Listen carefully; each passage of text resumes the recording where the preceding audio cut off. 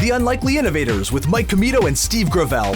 Presented by Cambrian R&D and the Center for Smart Mining. Well, Mike, we're back once again, of course, with the next episode of The Unlikely Innovators. We stopped short this week of dancing Bhangra, but tell the audience why we'd be doing that. Well, I mean, there was a pretty good reason. We had, I think, probably, one of the most well-known Bhangra dancers in the world on the show this week, Gurdeep Pandher of the Yukon.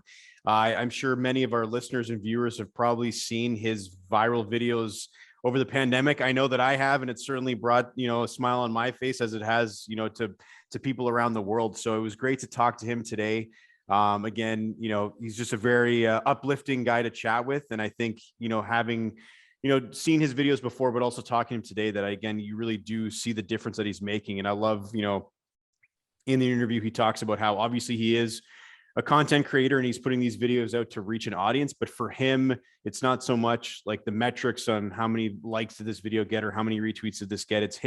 It's knowing and understanding from the feedback he's received from his fans and his followers that these videos do make a difference. And again, I think the way that he put it was interesting, because I'd never thought of it before, that again, if the first thing you see in the morning is maybe something negative on social media, and certainly there's a lot of that, you then carry that with you, to that first interaction you have with the person, right? And so if you're maybe starting your morning off with one of his videos, you're certainly having a smile on your face, and that kind of carries throughout the day, and you impact that on everyone you encounter.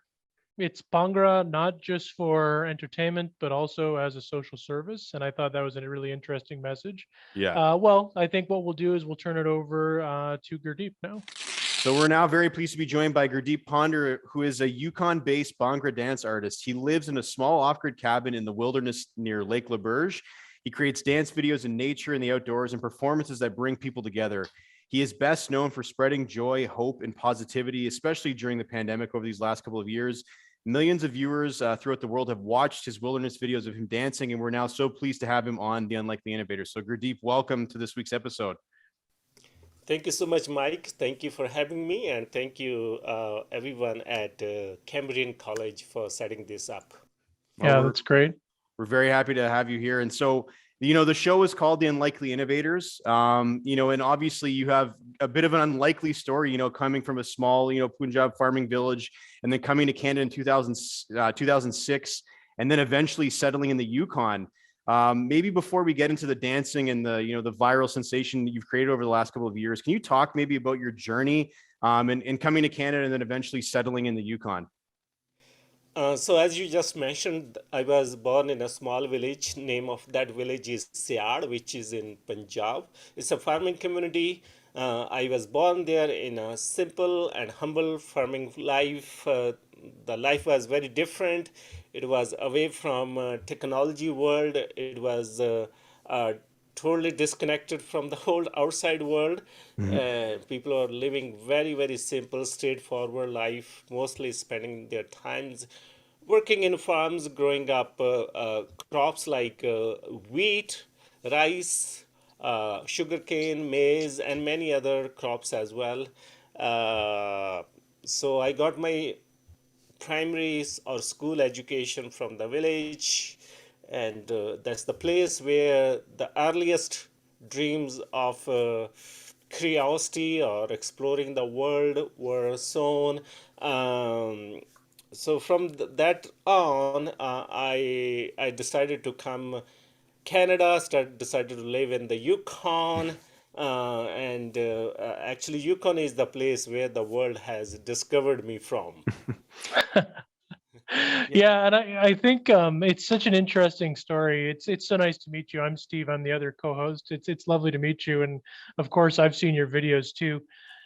We often, like, we have a pretty large international community at Cambrian College, and when I end up talking to students who've graduated and stayed in Canada and indeed in Ontario, it's always an interesting discussion when we talk about what it meant to them when they got their citizenship eventually. Could you talk a little bit about that? I think you got your citizenship in 2011. What was that like? What did that mean for you? Yes, I got my citizenship in 2011. Receiving citizenship was something big. It's especially for me. For me, I was not becoming half Canadian. I mean that to become Canadian citizen, I had to quit the citizenship of my previous country, which means that I was becoming 100% Canadian. So now I'm 100% Canadian. I don't have any citizenship of any other country. So it was a huge change. It's like adopting a new country or new country adopting you. Both, I mean. uh, uh, uh, and it brings a lot of changes, a lot of reflections in you. I was going through memories of my previous place where I grew up, my village, and other places. And and when you receive citizenship of new country, it can bring a really wonderful side of you out, cause it's a huge decision. It's not a small decision to move to different country, to adopt that kind of lifestyle. Sometimes you'll have to make big sacrifices. You are away from your own family, like from your parents, from your siblings, and you miss everyone. And sometimes you miss them crazily. And while you are trying to figure out your life in a new country, in a new place. So I was going through these reflections. Hey, now it's like a total new world for me. Now on words, I'm Canadian. It was feeling a little bit interesting for me. Uh, so for people, for everyone, it brings lots and lots of reflection when they uh, decide to become citizen of a new country. Um, so my reflection was also how much I know about this country, how much I know about Canada. I knew about bigger cities like Toronto, Vancouver, how much I know about smaller rural communities or indigenous communities. So at that time, actually, I decided to do an across the country road trip to learn about people and cultures, languages of this land, and went to many places at that time. So, so for me becoming my citizen, for me becoming citizen of this country, it was even more that it pushed me to do this tour so that I could learn about this country. That created a lot of knowledge, that created lot of wisdom, that created a lot of connections with people here. So this was a big transformation for me. Well, I commend you for that, because I think, even, for people who have been born and lived here their whole lives, like, it's such a big and vast country with so many different, cultures and communities that we often don't get to see, I think, as much of Canada as maybe you've already seen in your journey. Right. So that's definitely gives you some great perspective. And, one of the things, we wanted to talk about now, obviously, was your dancing videos. Right. And so I think a lot of our listeners and viewers have probably seen them. They've certainly brought a lot of smiles, I think, to people during the pandemic. But so, as much as we're familiar with the videos, can you talk a little bit about the art of Bhangra and explain it a little bit more for those that have maybe seen the videos but don't understand the significance of what you're doing? So if I go to like background history of the dance form, Bhangra as a dance form was created by Punjabi farmers in Punjab a long time ago. When farming was tough, it was manual. It used to be so much hard work, and people during that time they started dancing Bhangra for joy, for positivity, and slowly it became folk dance of Punjab. That's how it's currently known to the world, Bhangra, folk dance of Punjab. So nowadays, even Bhangra has evolved a lot. It started in farming community on farmlands, but nowadays it's in movies, it's in music videos, it's in clubs or in gyms too. People like to go to Bhangra sessions to get a workout as well, because it's a great workout too, because it's high energy, it's cardio. And because Bhangra is part of Punjabi culture, you'll find people dancing during weddings, during happy gatherings, and even if some people like they gather together, maybe if they are going for camping, they probably will end up dancing Bhangra too. So so that's how Bhangra came to this existence, like starting from agricultural community up now being embraced by so many people. For me, Bhangra has been become a great part of my life as well. I've been dancing it all my life, especially here in the wilderness of the Yukon. I became even more passionate. This is the place where I had started my making my videos, and through those videos, the world had discovered me. And for me, Bhangra dancing is not just just the fun part. Although fun part is there, happiness is there too, but it's also a way to spread awareness, a way to spread togetherness, a way to send messages of joy, hope, and positivity. So Bhangra has been also a way to create a mental a space where I can find my mental well-being. Yeah, and I think you've it's so funny. I'll share something personal with you. I actually believe it or not, Sudbury hasn't been a cultural mosaic for as long as I've been alive. It's only somewhat recently that we've had much more internationalization. And when I went away to school, that was my first sort of cultural experience. And two friends from India that were visiting scholars actually invited me to go to something in London, Ontario. I went to Western Ontario University at the time, and they brought me to a culture show, and it was actually teams of Bhangra dancers who were actually competing for, like, and these were like elite Bhangra dancers, right? And then they were actually competing, and that was the first time I ever saw it. Was this elite championship of Bhangra dancing, and I'd never seen anything like it. Like I've seen dance forms, that we have in North America, but it was something super new and interesting to me. What is the response you've been getting from your videos been like? Have they like I'm sure there's tons of positivity. Like what do they range from? Are they commenting on the form, the setting, of course, the wilderness? What has that been like for you? So yeah, first giving feedback to your previous description of you being in Bhangra championships. Yeah, Bhangra is in especially in colleges and the universities, people compete with each other, and it's like sports. People win trophies, medals, all kind of stuff. Yeah, the reaction to my videos has been great in many ways. So when we talk about reactions to social media videos or any kind of social media content, we think more about in terms of comments, in terms of likes, or in terms of sharing content on other social media.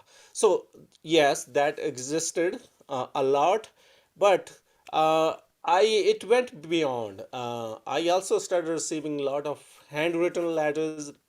Many people wrote me uh, letters saying that the work which I have been doing, that is very important, is creating joy in their life.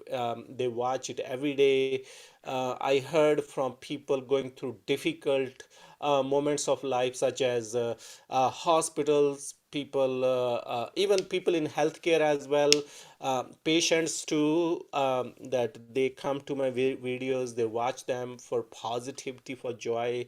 Uh, Not only people sent me letters, they also sent me their handmade artwork too, such as paintings. Recently I received a mug with my photo on the mug. I received a doll. Someone made a doll from crochet, and a statue, a clay statue. uh, uh, rug hooked, these kind of things that touched me really, really to the deep core, that people find joy by watching my videos. That's the reason they put that much effort for to send me these kind of send messages, to send me these kind of very personal notes. And it also reminded me, it also gave me motivation too, that hey, Gurdeep, these kind of videos, these kind of messages, they are important. After hearing the feedback from people, I understood the value even more. I understood that, oh my God, there are people actually going through a lot. They must be waiting for these kind of messages, and they do. So thanks to these reactions, thanks to this kind of feedback, that I was able to understand people, able to learn people, that if they are enjoying my content, if they are not, if my work is creating a positive impact or not. So such a profound feedback, which I would say that collectively I call it love. It gave me a clear understanding that yes, people want this and I should be on this journey. Yeah, that's, I mean, especially from, when you probably first started the journey of you're going to start filming them and putting them online to where you are now, that again, I think you've said in previous interviews that, these videos are more than just entertainment. You're performing a social service. I think you've outlined that great. Is that what kind of continues to drive you forward in making new videos and keep putting them out there? Is that because you realize that people have latched onto these and they are helping people, right? And they're helping people get through their day, even if it's just that first smile in the morning or whenever it is, that it does do a lot of good. Yeah, yeah, that was very powerful factor actually. When I started having these kind of realization more and more, um, that hey, this is not entertainment. This is social service. You can imagine someone going through really, really tough time. Someone somewhere in the world, that person's life is maybe that person has a loss, big loss in their life, and they don't see any light, uh, and suddenly there's a hope, there's a video, there's a message, and and uh, and I'll give you an example. I received a video from someone who was in a hospital bed, and that person was watching my videos, being from hospital bed, holding my phone like this. And when I heard from that person's family, it touched my heart so deeply. Um, and then I started realizing that this means a lot, especially to those people who are going through those kind of challenges. It's kind of similar analogy. I usually use that a candlelight, like when we burn during daytime when there's a sunshine, we probably don't notice the power of candle that much. However, if there's a pitch dark night and when we light a candle up, and then the candle can brighten the whole room. In a similar way, if someone is going through a tough time, if someone is going through hardships, which a lot of people do, and for them, even a little bit of joy, even a little bit of positivity, it helps a lot. And it also serves as a great reminder for all of us, all of people, that be kind and be gentle to other people, and you don't know uh, what people are going through. People are going through a lot. You don't know what, just by seeing their faces. Maybe on their faces they are smiling, because we live in a society where we expect people to be happy, people to smile. So people do smile, but in their hurt, the whole world would be totally different. So these videos, these messages for me, when I started learning more and more, more and more, the importance, then I decided that yeah, I'm gonna continue it. Is helping people, is creating goodness in the society. Even if my video can help just one person out of maybe so many people who watch that, I would think that is my great accomplishment. Um, yeah, as a content creator, uh, views. At the end of the day, I don't care about views or shares or followers. They're just digital Mhm. statistics. The more I think more about how uh, it's going to impact someone's world, because we are all have experiences on social media these days. Like sometimes we start a happy day, and suddenly we open up our phone or iPad or computer, and we start reading an article which is full with incorrect information. It could ruin our whole day or maybe whole week.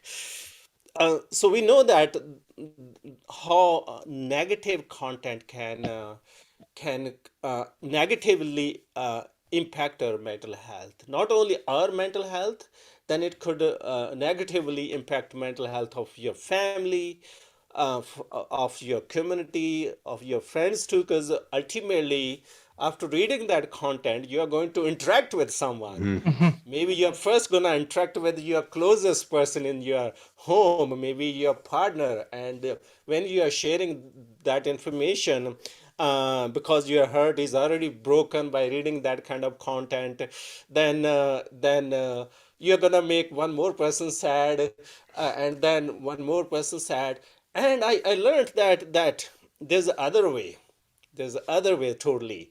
You just forward the positivity. You just forward the joy, and and it can do the totally opposite impact. And it can, if someone is going through tough time, it can brighten that person's face and life, and then that person can brighten their immediate uh, person in their family or community, and it can create a lot of goodness in our community. So for me, creating these kind of videos are now creating goodness in the society. Yeah, and I think definitely from what I see, your videos are the antidote to fake news, right? That's how I like to see it. I want to shift gears just for a second, if I could. You live in an off-grid cabin in the wilderness. We have a really good internet connection with you right now. Your audio is perfect. There's no delay. What kind of challenges do you find living off-grid? And like we're a technology accelerator. That's what we do at the college. I would be remiss if I didn't ask you, what technologies do you rely on to share your videos and connect with the world all the way from very rural Yukon?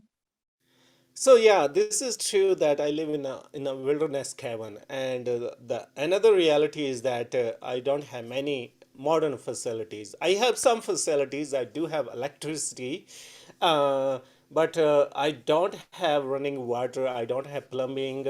I don't have many things. Which also I don't have cable internet either. Uh, uh, so for me to connect with the world, phone is the only way. Luckily, although I live outside of the town, away in the wilderness, I'm living on an edge. I'm living on a place where which is kind of almost last place to get cell phone coverage. For example, if I go this way, I won't have any cell phone coverage. So as I have cell phone coverage, so I use all the time hotspot to connect with the world.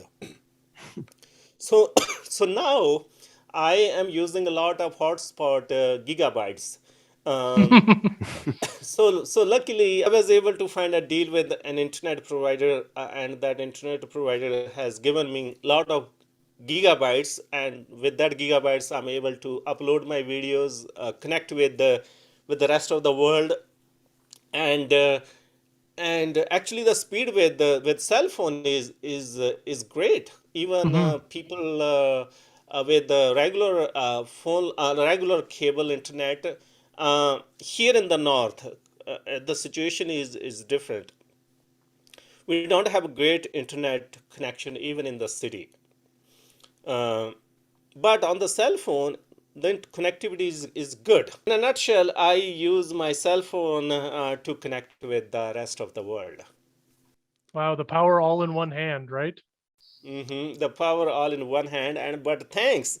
If this was happening maybe 5 years ago, I probably would not be able to do it, Yeah. because in last 5 years, like cell phone coverage has been extended, Hmm. and even the price of higher packages have come down, which has enabled people like myself to create connectivity while still enjoying remote areas of our country. So I think our government should put more efforts, like how we can create better internet connectivity in far in remote communities. Yeah, no, absolutely. I think that's still a pressing issue. I guess for you, as long as you charge your phone, right? That's if you don't charge your phone, though, then you might have some problems. So that's key. One of the things, obviously, I think the dancing is great and it spreads joy, but I think it's also clear in your videos that you love being outdoors, you love being in the wilderness. So, one of the questions I wanted to ask you is, I'm a big hockey guy, so I like skating. So I wanted to know if, like, since coming to Canada, have you also tackled other outdoor winter activities like skating or, cross country skiing? Do you do other things to connect with the wilderness up in the Yukon? So other than dancing Bhangra, I love cross country skiing. Because we get a lot of winter months here in the north. So I go for skiing whenever I can get a chance. That's my main fun. And I also like to do other regular activities like walking in nature, running, and sometimes going for hikes, Mhm. biking, all these type of summer activities as well. Swimming, especially swimming in lakes Mhm. during summer times, that has been a great way for doing other activities while enjoying the nature. That's awesome. Hey, we've kept you, and you've been so generous with your time, and it was so great to connect with you. I wanted to end sort of on a fun question. Before we started recording, Mike mentioned the big nickel in Sudbury, and what the big nickel is essentially what the name says. It's a giant nickel, like you'd find in your wallet, and there's so many people use it as a selfie opportunity. I think it would be great if you could come and dance Pangra in front of the big nickel because it's a very Canadian and Sudburyan thing to do. What do you think? Absolutely. Whenever I get a chance to pass through Sudbury again, I will stop by that location which you just mentioned, and I Hmm. will love to make a video. I think we could film it for you. If Mike and I are available, we'll come see you. Oh, I'm sure a lot of people would love Definitely. to see it. So that would be great. Yeah, that will be great. I love making videos in front of important, iconic places, so I'll be happy to include it. Awesome. So you should definitely look us up next time you're here. But for now, Gurdeep Pandher, it's so great to meet you, and it's so great for you to share your time with us. And we look forward to continuing to enjoy your videos as they continue to come out. Thank you so much. Thank you very much, Steve and Mike, for having me. I appreciate for reaching me and for conducting this wonderful interview. Oh, it was our pleasure. Thanks so much again for joining us, Gurdeep. We appreciate it. Steve, that was a great interview. Again, we hope that I'm sure he will. I see he seems like a man of his word, so I'm sure we will have a Gurdeep Bhangra video outside of the Big Nickel. Again, I think I don't know when that'll happen, but I can't wait to see it. But on that note, I did want to ask you this because I did pick up on you saying this. Sure. Is do you often keep change in your wallet? Because you explained to Gurdeep that it's like a nickel you would have in your wallet, but Do we have to talk about the size of my wallet? Is that what you're trying to do? You say this is a Costanza wallet. Yes, I have a change pocket in it, and there has been nickels in it. There just doesn't happen to be any right now. I see. So again, for the audio listeners, Steve does have a monstrous wallet. He needs like vice grips to fold it in half because it's impossible to fold it. But I actually have to wear half a brick in the other back pocket just to balance out. Yeah, no, I wasn't actually making a commentary on the Costanza wallet. It was more of that. I rarely would have coins in my wallet. They're usually, in your pockets. But anyway, yeah, I guess thank you, Mike. You really have shone a light on me. I guess I could have said pants pockets. Hey, I mean, this is what the back half of the podcast is for, right? Yeah, for just goofing around. No, but I think obviously maybe there'd be a collab opportunity between the Unlikely Innovators and Gurdeep if he does come to the Big Nickel, because I'd love to be a part of that. And one thing I'll leave you with, Mike, as we turn their days back to our listeners, the thing that we should remember is don't look at likes and views. It should be all of the reactions we get from our podcast recordings. So don't look at the metrics. I agree. I mean, I think we certainly don't do the podcast for the metrics. I think we do it because we like bringing innovative people and creative people like Gurdeep to the audience every week. Again, obviously we get to chat with these people. So that's another reason why we do it, because we enjoy doing it. But again, I think if you were, certainly this is part of, I think, our jobs at Cambrian, but we obviously don't have a Spotify deal. So we're certainly not concerned with how many people are listening to our podcast every week, because I think as long as one person listens to this and they get something from what Gurdeep said, then we've done our job for that week. And then it's on to the next guest, and keeping to try to bring that positivity and innovative culture, that we're trying to foster here at Cambrian to our listeners, here in Sudbury and around the world. So. But we also have real good metrics.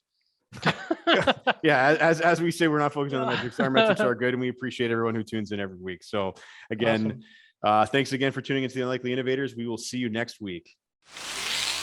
The Unlikely Innovators with Mike Commito and Steve Gravel, presented by Cambrian R&D and the Center for Smart Mining.